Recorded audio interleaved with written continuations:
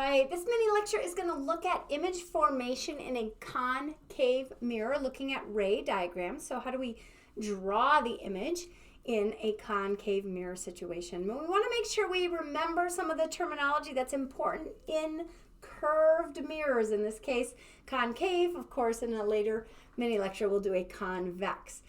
So imagine that we have this curved mirror, but instead of it just being this piece, it goes all the way around in a big circle like a sphere. The center of that sphere is what we call the radius of curvature, and we designate it with the letter C. So this is the radius of curvature, and again, it is the center of the sphere that this mirror would have been cut out of. If you can imagine one of those like garden balls or on the inside of it, okay? The focal point of the mirror is exactly 1/2 the radius of curvature, right? So we know that the focal point of any curved mirror is exactly 1/2 of the radius of curvature. Those two properties are going to be important as we use them to form the image through a ray diagram. All right, so I'm going to take my object, and as we usually do, use an arrow. And there are a couple of principal rays of light that we use for image formation. The first is a ray of light that runs parallel to the optical axis. Okay, so that is our optical axis. A ray of light parallel to the optical axis is reflected through the focal point. And if you go back and check out the video that uses the laser ray box, and curved mirrors, you can see that those parallel rays of light are all being reflected to a common point. And we talked about that as being the focal point in that video. So I encourage you to go check out that visual demonstration that I can't do here in the Lightboard studio. All right, so we have parallel rays of light are reflected through the focal point. The other principal ray, this is representing the top of the arrow. I'm going to take another ray of light representing the top of the arrow. It's the ray of light that is in line with the focal point. It's reflected out parallel. Okay, so a ray of light in line with the focal point is reflected parallel. These two rays of light intersect, and at that point, the arrow is formed. Now, what do we notice about this particular image? Well, it's upside down or inverted. And therefore, we know that it is a real image. It's being produced by the intersection of actual rays of light, and therefore, indeed, a real image has been formed. I could put a screen there. Unfortunately, this is not the best parallel lines, and this certainly is a little curvy, but there is one more ray that actually can be used, although this is not showing it in such a beautiful way, is that a ray of light that is in line with the radius of curvature remains unreflected or is reflected immediately back upon itself. That too would cross this head of the arrow if it was representing the top of the arrow. So we can actually use all three of those. I'm going to stick to the two because I don't have a straight edge and necessarily the exact measurements in the drawings. We're going to stick to the two to get the general principles. All right. What happens if we move our object to different locations relative to the mirror itself? Does it change size? Does it change whether it's inverted or real? Let's find that out a little bit. What we're going to do is we're going to take this arrow and we're going to actually move it inside the radius of curvature, but not all the way inside the focal point.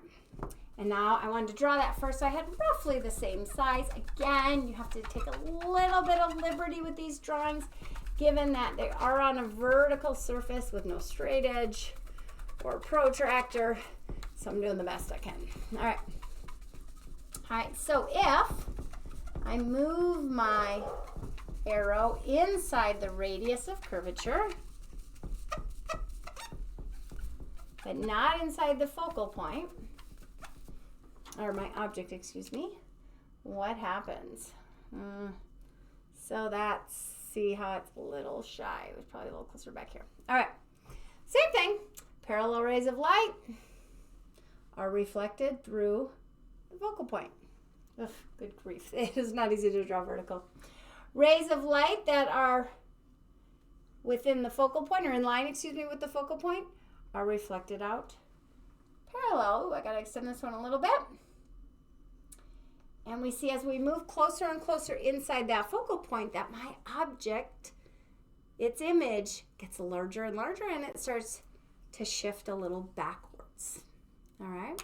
So again, still real. I could put a screen here and take a picture of that object when I have it between the center of curvature and the focal point. So let's do one more. Let's move it inside the focal point. You might imagine if we move it further away, very similar to our converging or our convex lenses, the image starts to get smaller and smaller and heads closer to the focal point. Again, oops, I want to keep that same size arrow though, so I'm going to make it first. Perfect, ish. And as those rays of light coming from each point in the object get more and more parallel.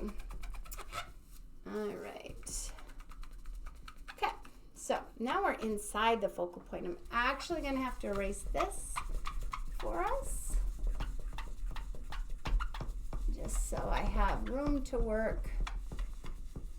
Let's see what happens here. Okay, so same rules apply. Ray of light that is parallel to the optical axis is in fact reflected through the focal point. A ray of light that goes through the focal point, well, if it was going through the focal point, it would head out in, that direction, never hit the mirror. But there is also a ray of light that's in line with the focal point. It's reflected out parallel. These two rays of light are never going to come together. They're never going to converge to a common point where I can then recreate the object. But if you imagine my eyeball out here somewhere, they are going to hit my eye, and they would be the same rays of light if, so it's this one,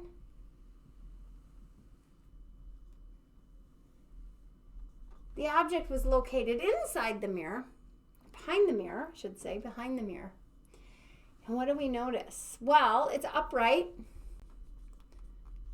So that, of course, tells us it's virtual. And again, there aren't actually rays of light converging to make that image.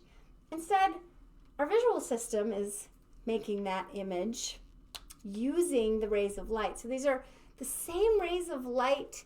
If this was actually an object I was looking out in the distance, these would be the same rays of light that hit my eye. So we interpret this virtual image, and it's behind the mirror.